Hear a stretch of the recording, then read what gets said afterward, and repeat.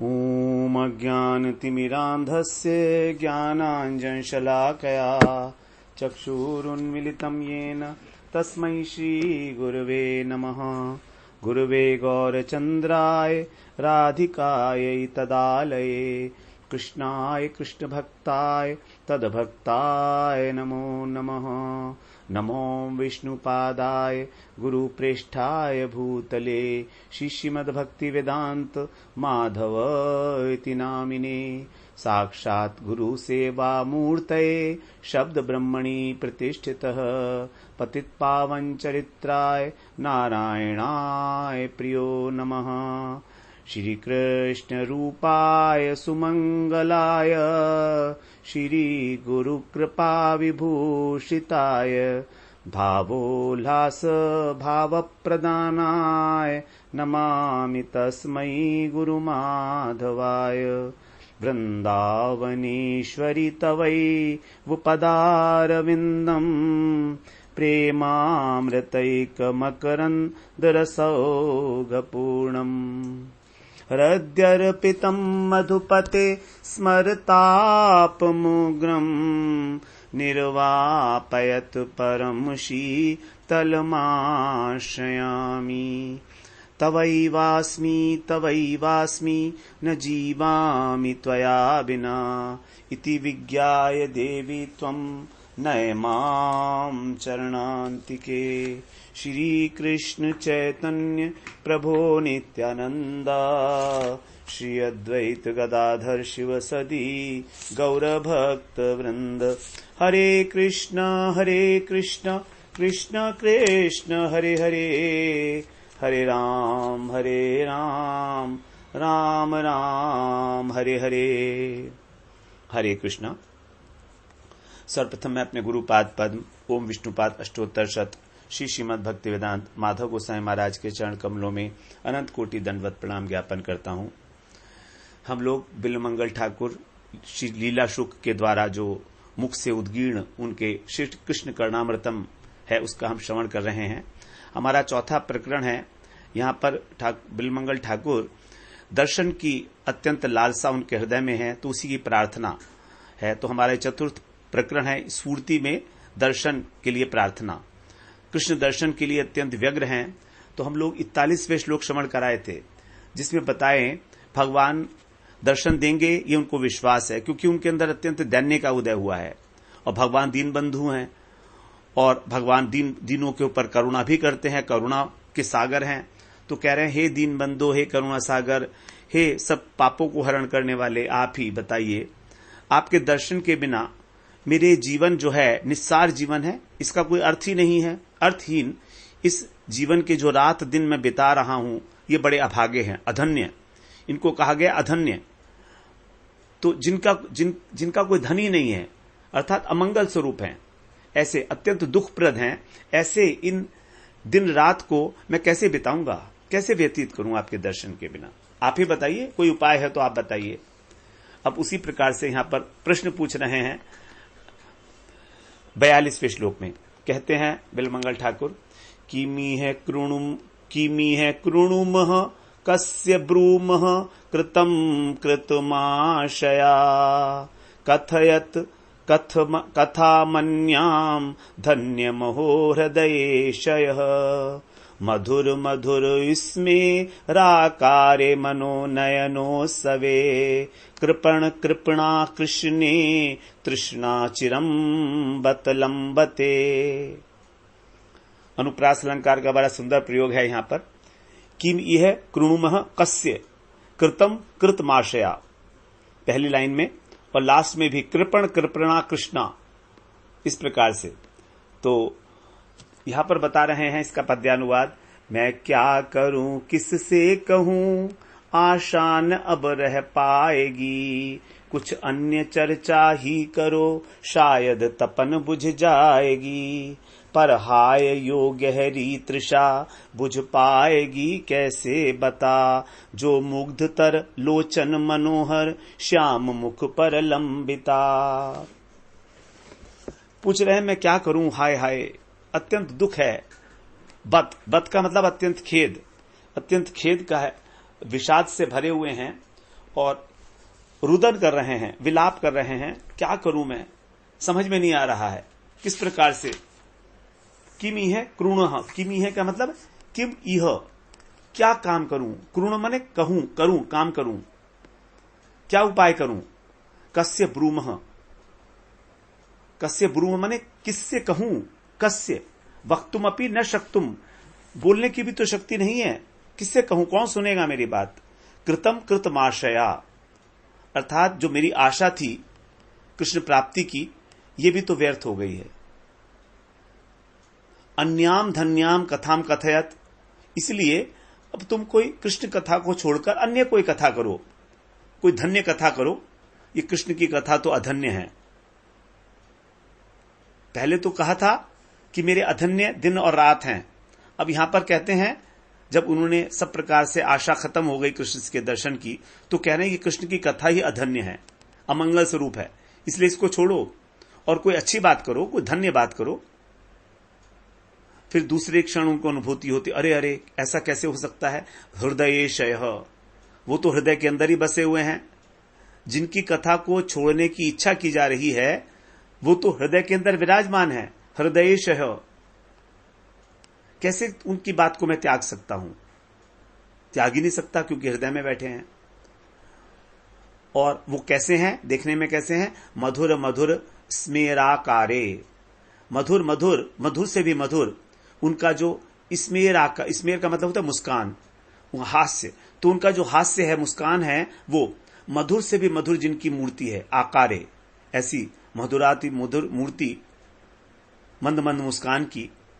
मनो नयनोत्सवे, जो मेरे मन और नयन इन दोनों को ही आनंद देने वाले हैं, उत्सव स्वरूप हैं, क्योंकि उत्सव में व्यक्ति को आनंद मिलता है, इसलिए आनंद का एक नाम उत्सव भी है। तो मन और नयन इन दोनों को ही आनंद देने वाले हैं। कृपण कृपणा कृष्णे, ऐसे जो कृष्ण हैं उनके लिए मेरी कृपण कृपणा, कृपणा का मतलब है जो मेरी दीनता है, और कृपण माने अत्यंत दीन, अर्थात कृपण से भी कृपण, अर्थात अतिशय दैन्यता मेरी, और इस दैन्यता से भरी हुई जो मेरी तृष्णा है कृष्ण के लिए, कृष्ण के लिए, कृष्ण के लिए चिरम बत लंबते, निरंतर वृद्धि को प्राप्त हो रही है, प्रतिक्षणम वर्धते। तो मेरी जो तृष्णा है उनको देखने के लिए, क्योंकि वो अत्यंत मधुर से भी मधुर उनका हास्य है और उनका मुखमंडल मेरे मन और नेत्रों को अत्यंत आनंद देने वाला है।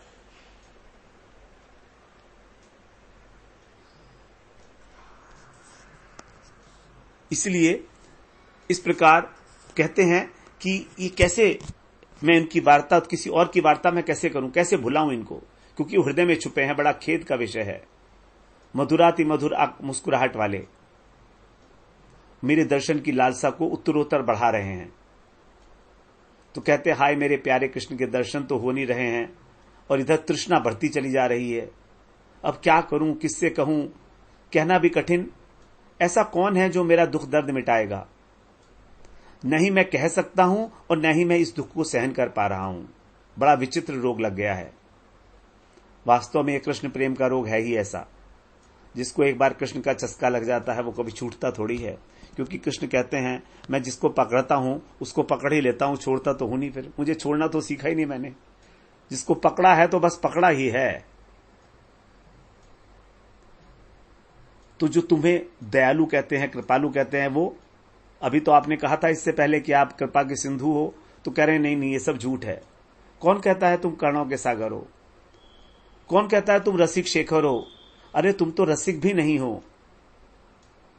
जब उद्धव जी ब्रज से लौटे थे तो उन्होंने यही बात कही थी कृष्ण से, करुणामयी रसिकता है तुमरी सब झूठी, जब ही ज्यो नहीं लखो तब ही लो बांधी मूठी, मैं जान्यो ब्रज जाई के तुमरो निर्दय रूप, जो तुमको अवलंबही वाको मेलो कूप, कौन यह धर्म है।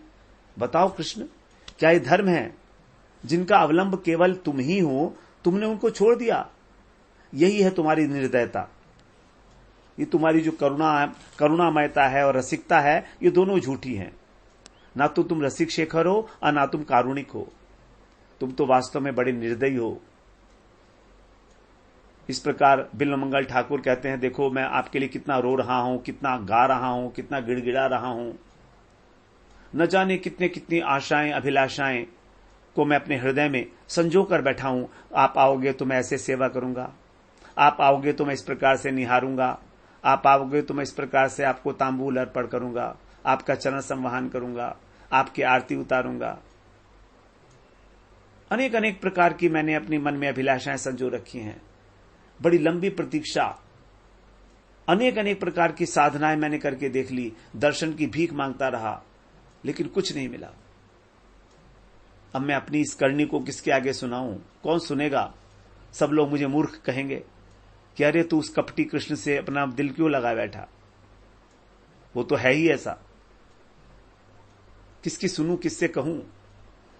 मन की कासो पीर सुनाऊं, अपनी पीड़ा मन की किसे सुनाऊं? बकनो वृथा और पत खोनो, सबे चबाई गाऊं। कठिन दर्द को नहीं हरी है, धरी है उल्टो नाऊं। यह तो जो जाने सो जाने, क्यों कर प्रकट जनाऊं। रोम रोम प्रति नैन सबन मन, के ही धुनि रूप लखाऊं। बिना सुजान शिरोमणि री की हियरो गाढ़ी दिखाऊं। मरमिन सखिन वियोग दुखिन क्यों, कहीं निज दशा रुआऊं। हरि चंद पिए मिले तो पग परी, गही झटपट समझाऊं। जब मुझे आप मिलोगे तब मैं आपके चरणों के ऊपर गिरकर ही आपको ही अपनी दशा समझा सकता हूं। जो इस प्रेम की पीड़ा को हृदय में छुपा कर ही रखना पड़ता है, क्योंकि कोई भी इसके वास्तविक अर्थ को, इसके अनुभव को जान नहीं सकता। परमानंद प्रेम की बातें काहू सो नहीं कहिए, जैसे वृथा भूख बालक को अंतर जिये में सहिए। इसलिए कहते हैं अब बिल्वमंगल ठाकुर की से सब आशा करना व्यर्थ है। मैं छोड़ देता हूं सारी तृष्णाएं, कोई भी आशा नहीं करूंगा। कोई और पुण्य कथा की जाएगी क्या? कृष्ण के अतिरिक्त इस त्रिलोकी में और कोई सुंदर कथा ही नहीं रह गई है? कम से कम उससे मेरे हृदय को कुछ संबल तो मिलेगा, कुछ सहारा तो मिलेगा।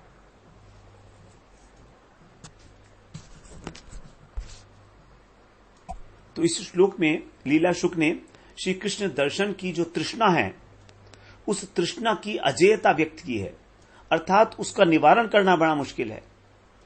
तृष्णा से कैसे मुक्ति पाई जाए, इस प्रबल तृष्णा के लिए मैं क्या करूं? यहां पर आया किम इह। किम इह का मतलब, इह माने इस तृष्णा के लिए, इस तृष्णा के लिए मैं क्या उपाय करूं? किसके आगे कहूं? क्योंकि मेरे हृदय में जो तृष्णा उठी है यह बड़ी हास्यास्पद है।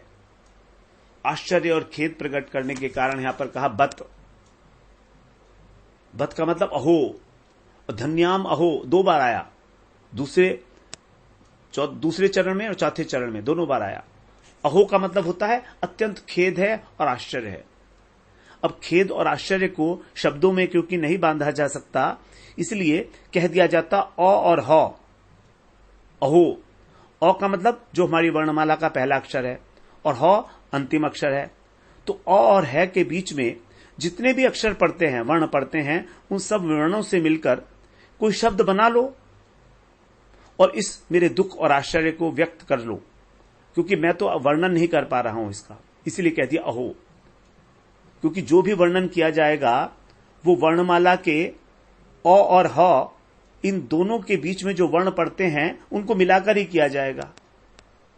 इसीलिए अ और ह कहने से ऐसा हो गया कि पूरी वर्णमाला के सारे अक्षरों को मिलाकर आश्चर्य और खेद जो जैसा व्यक्त करना चाहो कर लो। तो इस प्रकार की जो दुर्लभ आशा है कृष्ण दर्शन की, बड़ी व्यर्थ है, इसलिए चुप रहना ही अच्छा है। सब कुछ मेरा प्रतिकूल है इस समय। जब कृष्ण प्रति विमुख होते हैं तो सब विमुख हो जाते हैं। और ये मेरी तृष्णा जो है कैसी है? अत्यंत दीन, अति दरिद्र, कृपण कृपणा। अर्थात जैसे जैसे इसकी पूर्ति होती भी है थोड़ी थोड़ी, वैसे वैसे बढ़ती जाती है। तो जब हमारी तृष्णा कृष्ण को छोड़कर अन्य किसी वस्तु के प्रति नहीं होती, उसको कहा जाता है भक्ति। कृष्ण के प्रति तृष्णा ही भक्ति है। जब कृष्ण के अतिरिक्त अन्यत्र किसी प्रकार की तृष्णा ना हो, और इस कृष्ण के प्रति जो प्रेम तृष्णा है, इसका स्वभाव है कि जितना इसका आस्वादन करते हैं, इसकी तृष्णा उतनी बढ़ती है। ये प्रेम की प्यास शांत नहीं होती। तृष्णा शांति नहे, तृष्णा बाढ़े निरंतर।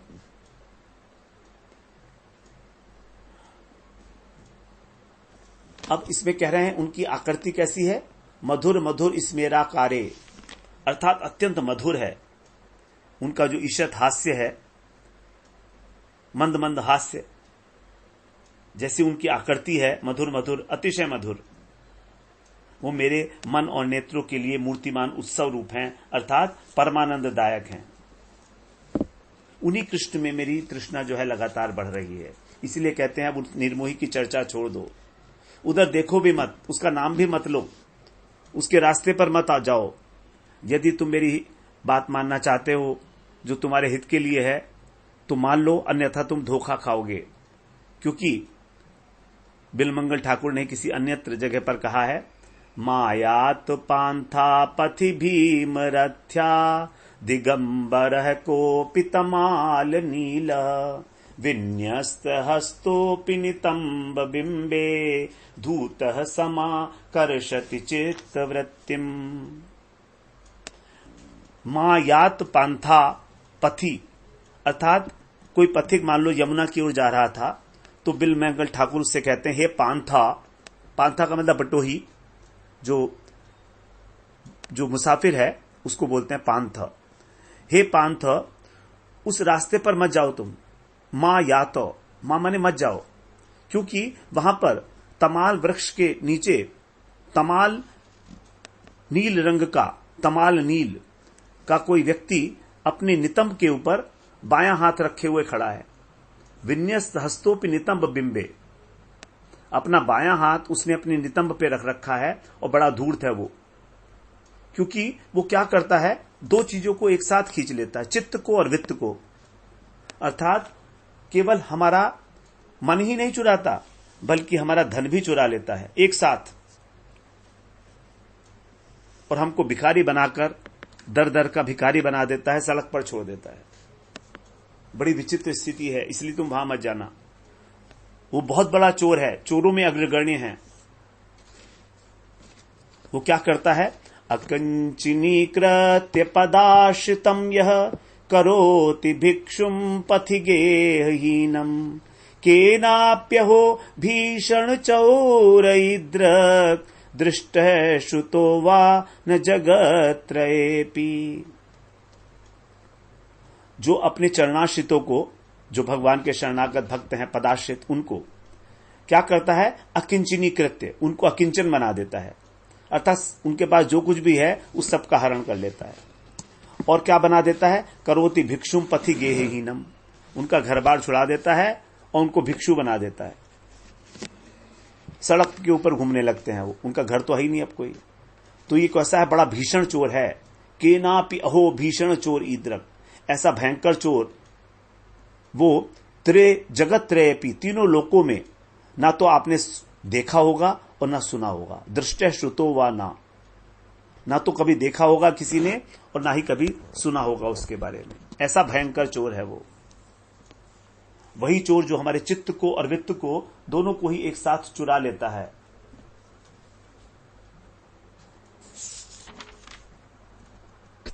अब इसी श्लोक के अंतरंग अर्थ में कविराज गोस्वामी बोलते हैं, राधा जी जो अत्यंत उद्वेग से भाव सावल्य उत्पन्न होने के कारण जो उन्होंने कहा था, उसी का अनुवाद कर रहे हैं। जब कृष्ण ने उनको दर्शन नहीं दिए, उन्होंने कृष्ण से जब इससे पहले श्लोक में याचना की कि मैं अपने इन अव्यर्थ दिनों को भी कैसे बिताऊं, कोई उत्तर नहीं मिला, तो राधा रानी के अंदर उद्वेग का प्रथम आवेग उदय होता है और तब वो बोलती हैं कि हाय, ये बड़ा विपत्ति का समय पड़ गया है मेरे लिए, मैं क्या करूं, कृष्ण के दर्शन मुझे हो जाएं।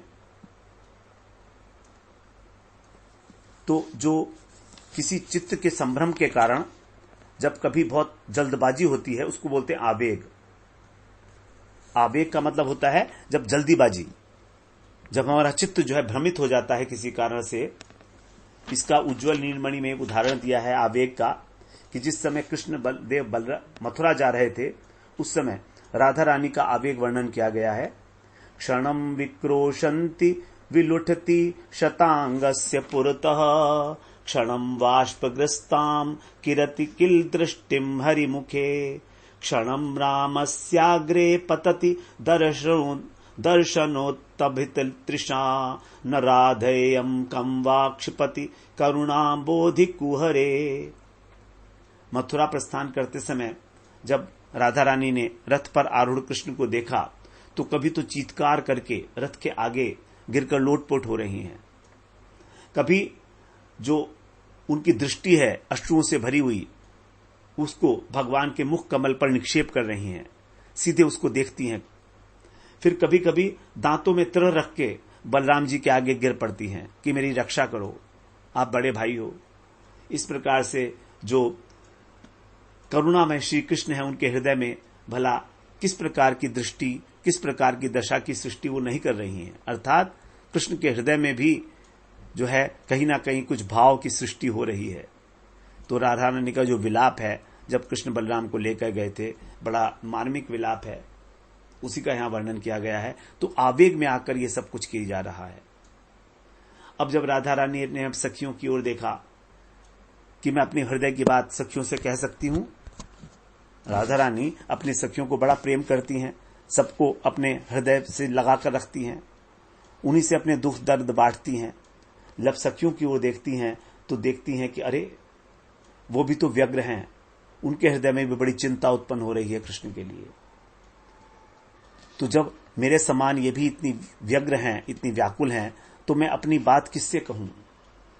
कहती अरे सखियों, तुम्हारी भी तो मेरी जैसी अवस्था हो रही है, इसलिए कौन है ऐसा जिससे मैं अपने मंगल की बात पूछूं, जो मुझे कोई उपाय बता दे कि मुझे क्या करना चाहिए।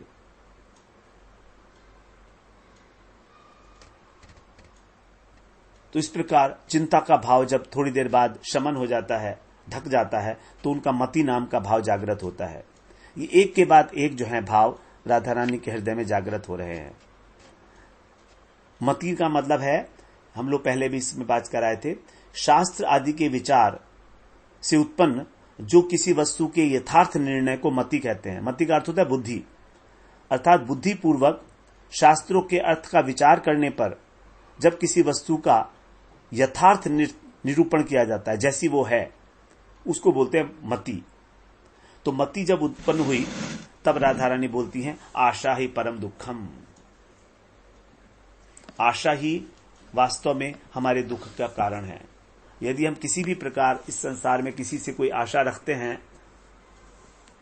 तो वो हमारी आशा को नष्ट ही करेगा कहीं ना कहीं।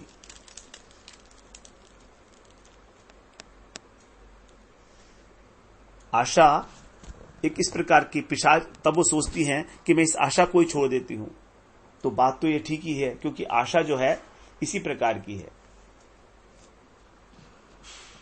सोचती हैं कि आज तक मैंने इस आशा के पाश में बंधकर जो कुछ भी किया सब निष्फल हो गया, इसलिए अब मैं आशा छोड़ देती हूं। किसकी आशा करूं, किसकी चाहना करूं? उस अकृतज्ञ की, उस कपटी की, उसकी तो वार्ता ही मत करो, उसकी तो बात का ही परित्याग कर दो। हमने अपने धर्म, अपना कर्म, अपना धैर्य, लज्जा, भय, कुल, मान सब कुछ उसके लिए छोड़ दिया कि वो हमको एक बार दर्शन भी नहीं दे सकता, इसलिए छोड़ो, अब उसकी चर्चा मत करो। कोई अन्य बात नहीं है कि अच्छी बात करो, कोई दान पुण्य की बात करो, व्रत की बात करो, तीर्थ बात करो, भगवान की बात करो, जिससे चित्त को शांति तो मिले। उसकी बात मैं कैसे कहूं, किससे कहूं, कोई सुनने वाला भी तो है नहीं। कहा करो कहां पाऊं ब्रजेंद्र नंदन, कहां मोर प्राणनाथ मुरली वदन।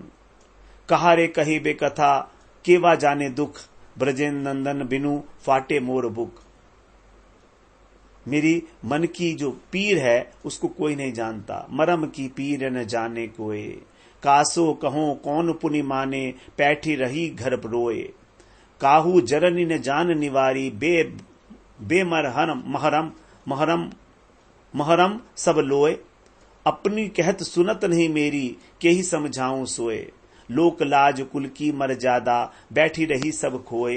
हरिचंद ऐसे ही निवेही, होनी होए सो होए। जो होनी होगी हो जाएगी, मैं क्या करूं, क्योंकि मेरे हृदय के अंदर कृष्ण दर्शन की जो तृष्णा है वो तो मुझे अत्यंत व्यथित कर रही है। मैं जिस कथा को भुलाना चाह रही हूं वही मेरे हृदय में समाया हुआ है। वो सोया नहीं है, वो जाग रहा है और अपने काम बाणों से मुझे निरंतर विह्वल कर रहा है, मुझको मार रहा है। इसलिए मैं क्या करूं, बचने का कोई उपाय नहीं है। और चलो इतना भी ठीक ही था, किसी तरह मन को संभालती, लेकिन उल्टा हो रहा है। उसकी जो रूप माधुरी है, उसका जो मुख माधुरी है, वो मेरे मन को और मेरे नयनों को हरण करने वाली है। उसके ऊपर जो मंद मंद मुस्कान है, और वो मुस्कान मेरी तृष्णा की और अधिक वृद्धि कर रही है। वामुख देखन को अहो कीजे कौन उपाय, कहा करो कासे कहो परि कठिन अति आए। ए लोचन आतुर अधिक उन्हीं पीर कछु नाही, जलते न्यारी मीन ज्यों तरफी अकुलाए। कान कथा मन ध्यान रसना, नाम आधार धरी। नैनन गति नाही आन बिनु, देखे मुख माधुरी। मुझे चैन ही नहीं पड़ता, मेरे नैने को चैन ही नहीं पड़ता उसकी मुख माधुरी को देखे बिना, उसकी कथा किए बिना, रसना से उसका नाम लिए बिना, मन में उसका ध्यान किए बिना। हरिचंद एक व्रत नेम प्रेम घी को लीनो, रूप की निहारी ब्रज भूप हो उपासी हूं। ज्याय तिलेरे प्राणनी, बचाए ले लगाए ले अंक। एरे नंद लाल तेरी मोल नहीं, तेरी बिन मोल की दासी हूं। अपने भाग्य को कोसते हुए ही कह रही हैं इस प्रकार से। तो यद्यपि कृष्ण के लिए जो तृष्णा है, कृष्ण के लिए जो लालसा है, भक्तों का वही अभीष्ट है। भक्त हमेशा यही चाहता है कि किसी प्रकार से मेरे हृदय के अंदर कृष्ण से मिलने की चटपटी का अंत न होने पाए। लगातार एक के बाद एक मेरी तृष्णा नए नए अंकुरों के साथ उगती रहे। कृष्ण के प्रति इस प्रकार की तृष्णा का हो जाना भक्तों का अभीष्ट है, लेकिन राधा रानी के लिए यही अत्यंत दुखदायी हो गई है। बिलमंगल ठाकुर ने कहा है, कृष्ण भक्ति रस भाविता मति, क्रियताम यदि कुतोपि लभ्यते, तत्र लौल्यम एव एकलम मूल्यम, जन्म कोटि सुकृतिन न लभ्यते। यदि कृष्ण भक्ति रस से भाविता मति, हमको यदि ऐसी बुद्धि मिल जाए जो कृष्ण रस में डूबी हुई है, कहीं खरीदने को मिल जाए, वैसे तो कहीं मिलती नहीं है, लेकिन अगर कभी मिल जाए तो उसको खरीद लेना जहां भी मिलती है, क्योंकि उसके लिए एक ही मूल्य है केवल, और मूल्य है लोभ। लौल्यम अपि मूल्यम एकलम। उसको खरीदने की इच्छा हमारे पास होगी ही नहीं, अन्यथा। ये जो लोभ है, ये सुकृतियों का फल नहीं है, ये कृपा का फल है। तो भगवान के प्रति लोभ हो जाना, ये भी कृपा है। जब हमारी विवेक शक्ति जागृत हो जाती है, जब हम भगवान की कथाएं सुनते सुनते, क्योंकि भगवान की कृपा से ही रसिक मिलते हैं संत, और रसिक की कृपा सुन के लोभ जागृत होता है। बिनु हरि कृपा मिले ही नहीं संता। तो पहले भगवान की कृपा होगी, फिर संत मिलेंगे, उसके बाद उनकी वाणी में हमको जो है अभूतपूर्व आनंद की उपलब्धि होगी, रसमयी कथाएं होंगी, कृष्ण के विषय में उनकी महिमा का ज्ञान होगा, ब्रजवासियों की कथा होंगी, कैसे वो उनकी सेवा करते थे, तब लोभ जागृत होगा। कृष्ण रंग रस प्रेम को लेओ चाह के मोल, बिना चाह बिना सब धूर है, कोटि नेम ज्यों ढोल। यदि चाह नहीं है, लोभ नहीं है, तो सब धूल है। इसलिए जो प्रेमी है, अपने प्रेमास्पद की प्राप्ति करने के लिए लोक परलोक की मान मर्यादा का भी उल्लंघन कर देता है, अपने तन मन प्राण को प्रीतम के चरणों में न्योछावर करता है। को कहो कुलटा कुलीन अकुलीन कहो, को कहो रंकिनी कलंकिनी कुनारी हो। कैसो नर लोक पर लोक वर लोकनि में लीनी में अलीक लोक लीकनी ते न्यारी हो। तन जाओ मन जाओ देव गुरु जन जाओ, प्राण किन जाओ टेक टरती न टारो हो टारी हो। वृंदावन वारी वन वारी की भुकुट वारी, पीत पट वारी वाही मूर्ति पे वारी हो। उस पीत पटवारी की जो मूर्ति है उसी के ऊपर न्योछावर हो जाता है भक्त। जो वृंदावन वारी वनवारी और मुकुटवारी है, ऐसा चाहे तन खो जाए, चाहे मन खो जाए, चाहे प्राण खो जाए, चाहे देवता गुरु मनुष्य संबंधु बांधव सब रुष्ट हो जाएं, चाहे कोई मुझे रंकनी कहे चाहे कलंकनी कहे, चाहे कोई कुलटा कहे चाहे कुलीन कहे चाहे अकुलीन कहे, मुझे किसी की कोई चिंता नहीं, क्योंकि अब ये मेरा जो दुख है ये असह्य होता चला जा रहा है। इसीलिए अब कोई आकर तो मुझे ये बताए कि मैं क्या उपाय करूं उससे मिलने के लिए। राधा रानी अत्यंत व्याकुल हैं, इसीलिए अब उनके अंदर आशा ही परम दुखम नाम से जो एक बुद्धि जागृत हुई थी, मति जागृत हुई थी, उसके बाद फिर अमर्ष भाव जागृत हो जाता है। अमर्ष के अंदर असहनीयता होती है अपने अपमान और तिरस्कार के प्रति। यदि कोई हमारा अपमान करे, हमारा तिरस्कार करे, तो जब हम उसको सहन नहीं कर पाते तो ये अमर्ष उत्पन्न हो जाता है। इसलिए अब कह रही हैं कि उस अकृतज्ञ कृष्ण की बात मत करो, उन्होंने हमारा तिरस्कार कर दिया, हमारा अपमान किया है, उस अधन्य चर्चा को मत करो, वो अमंगल स्वरूप चर्चा है, कोई मंगल चर्चा करो, कोई धन्य बात करो।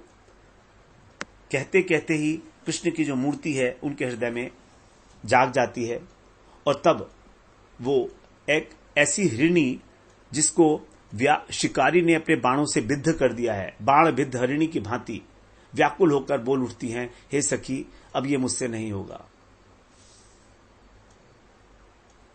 तुम कहती हो कि मैं कोई अन्य बात करूं, लेकिन अब नहीं बात कर सकता मैं। क्यों? क्योंकि मेरे हृदय के अंदर तो वही पसरा हुआ है, बैठा हुआ है, मेरे हृदय रूपी दुर्ग पर उसी का अधिकार है, और उसके विषय में सोचे बिना अब रहा नहीं जा रहा। यदि अपने हृदय में ही शत्रु लेटा हो और हमको वहां पर शत्रु अपने बाणों से हमारे हृदय का भेदन कर रहा हो, मदन बाणों से, तो कोई क्या कर सकता है? स्थिति इसी प्रकार की हो गई है राधा रानी की, कि हृदय में बैठे हुए कृष्ण अपने मदन बाणों से उनको आहत कर रहे हैं। अगले ही क्षण राधा रानी में त्रास भाव की उत्पत्ति होती है। त्रास, अत्यंत दुखी हो चुकी हैं वो। इसलिए अब त्रास भाव को भी और आच्छादित करके उत्सुकता जो है वो उनके अंदर जागृत होती है। अत्यंत उत्सुकता और विषाद के साथ कहती हैं कि हे, अब कृष्ण को त्यागने की बात तो दूर, उनके लिए तो मेरी तृष्णा निरंतर बढ़ रही है।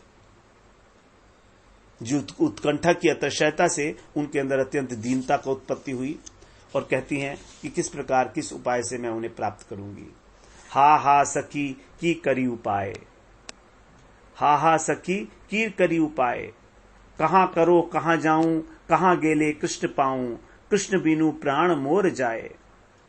क्षणे मन स्थिर है तबे मन विचारे, बोलीते है लो मति भावोदगम, पिंगारा वचन स्मृति कराई लो भावमति, ताते करे अर्थ निर्धारण। अर्थात कभी तो मेरा मन जो है स्थिर हो जाता है और विचार करता है कि तुम ठीक नहीं हो, गलत सोच रही हो। पिंगला ने जो कहा था निराशा ही परम दुखम, वही मंत्र है, उसका अर्थ जो है समझो, कृष्ण की आशा को छोड़ दो, तभी तुम सुखी हो पाएंगी, उनको विस्मृत कर दो। तो श्रीमन महाप्रभु ने भी इसी प्रकार जो है गंभीरा लीला में इस श्लोक का रसास्वादन किया है। वो बताते हैं कि हमें इस प्रकार की जो पदावली है उसको केवल सुनना नहीं है, बल्कि इसमें से जो रस निकलता है उसमें डूबना है, स्वयं को बिल्कुल उसके अंदर निमज्जित कर देना है। कहां गेले तोमा पाई, तुम्ही कहो तहां आई। आप कहां चले गए हो, आप ही बताओ मैं कहां आऊं। तो यह कहकर अत्यंत व्याकुल प्राणों के साथ अपने अभीष्ट की ओर दौड़ पड़ना है, अत्यंत आकुलतापूर्वक, व्याकुलतापूर्वक। तो इस पूरे ग्रंथ के ही हम अंदर देखेंगे, सर्वत्र जो है व्याकुलता का ही साम्राज्य है।